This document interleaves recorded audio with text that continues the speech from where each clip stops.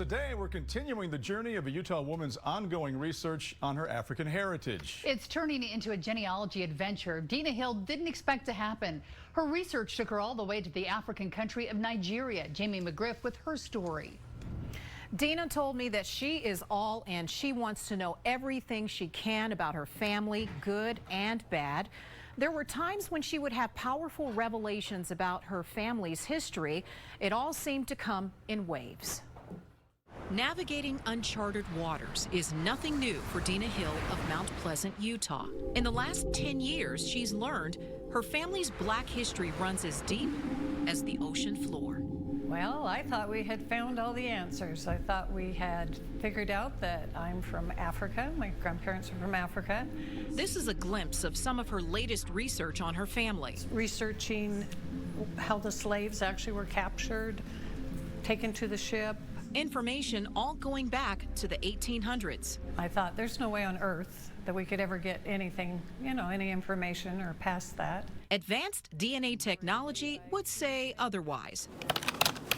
Genealogy company Ancestry helped in finding answers. We started Desi Campbell, my cousin that's in Harnett County, North Carolina. We've been working together for the last 8 years to piece our families together. He's black, I'm white. Growing up, I didn't really know a lot about my family, and I was always inquisitive about this person or that person.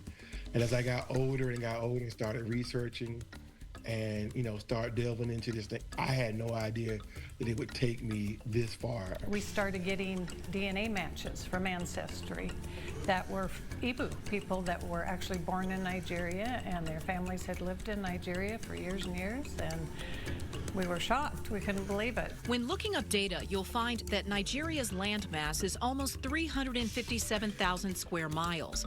Nigeria is bigger than the state of Texas and easily twice the size of California. It's about half the size of Alaska, the largest U.S. state. Out of all of the African countries, Nigeria holds the largest population, ranging between 220 to 230 million people. Yeah. Right. Who is this? This brings us back to Deena's research. What happened is the different clans would war with each other, and they would take captives, and then they would sell them, to the European slave traders. They were chained to trees, tree roots outside. They were held in block buildings. And then once they got to the Portuguese and European ships that were waiting, they would put them on the ship. Here's one example of how slaves would be crammed onto ships, shackled, likely bleeding from their wounds, forced to endure exposure to bodily fluids from others, facing near starvation and illness. Sometimes they would be on the ship for months on end waiting for it to be full. Those who survived the journey, they faced even more horrors.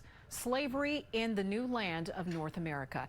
Deena shares some of the heartbreaking revelations that she's made from that part of her research. We'll have that in a future Belonging in Utah.